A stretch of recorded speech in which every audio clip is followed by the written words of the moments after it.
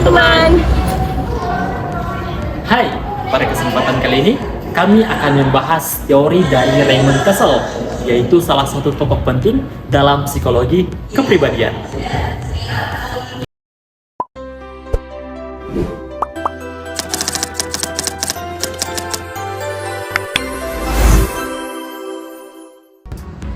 Yang pertama ada teori kepribadian berdasarkan 16 faktor atau 16 personality factors. Raymond Kussel mengembangkan teori kepribadian berbasis analisis faktor, yaitu sebuah metode statistik yang ia gunakan untuk menyaring ribuan sifat manusia menjadi inti karakteristik yang lebih esensial. Nah, dari proses ini ia berhasil mengidentifikasi 16 teori kepribadian yang paling utama yang disebut sebagai 16 PF atau 16 Personality Factors. Adapun beberapa contoh faktor dalam 16 PF ini, yang pertama yaitu ada warmth atau kehangatan, yaitu sejauh mana seseorang bersikap ramah dan akrab. Yang kedua yaitu ada emotional stability atau stabilitas emosi, yaitu kemampuan individu dalam mengontrol emosinya. Yang ketiga yaitu ada dominance atau dominasi, yaitu kecenderungan individu dalam memimpin atau mengontrol situasi. Yang keempat atau yang terakhir yaitu ada perfeksionisme atau perfeksionis, yaitu kebutuhan terhadap keteraturan dan standar yang tinggi. Nah, model ini menjadi dasar dari banyaknya alat tes kepribadian modern yang digunakan dalam berbagai bidang, seperti bidang psikologi klinis, pendidikan, dan organisasi. Adapun keunggulan dari alat tes ini, yang pertama yaitu alat tes ini lebih kaya dibandingkan dengan model DeFi, karena alat tes ini menggali aspek yang lebih rinci. Dan yang kedua yaitu alat tes ini sering digunakan untuk menyeleksi karyawan dan untuk penilaian bakat hingga dalam konten terkait. Selanjutnya ada teori kecerdasan.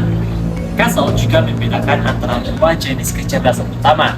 Yang pertama, kecerdasan cair atau fluid intelligence. Yang kedua, crystallized intelligence atau kecerdasan kristal. Nah, yang pertama, fluid intelligence atau kecerdasan cair. Hal ini merupakan pemahaman atau kemampuan seseorang dalam berpikir logis dan memecahkan masalah tanpa bergantung pada kemampuan pengetahuan yang sudah dimiliki sebelumnya, seperti kreativitas, penalaran abstrak, dan kemampuan memahami hal baru. Contohnya, memecahkan teka-teki dan memahami pola baru. Nah, yang kedua, crystallized intelligence atau kecerdasan kristal. Hal ini merujuk pada kemampuan dan keterampilan seseorang melalui pengalaman atau pendidikan seperti kosakata, fakta, sejarah, dan kemampuan atau teknik berpikir yang sudah terinternalisasi. Contoh, menggunakan rumus matematika atau menjawab soal sejarah. Nah, teori ini menunjukkan dinamika perkembangan kecerdasan manusia.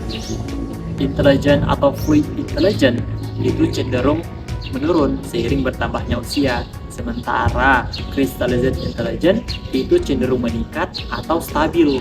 Hal ini menunjukkan bahwa kecerdasan itu bisa dibangun meski kemampuan berpikir abstrak itu atau fluid menurun. Nah, itulah tadi pembahasan mengenai teori Raymond Kussel dari kami. Sekian, terima kasih.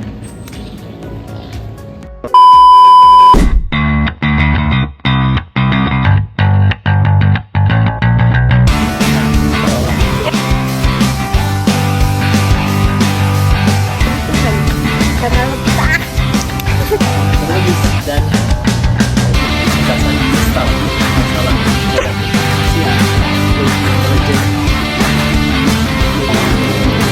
Orang baru selesai. Selesai bikin video.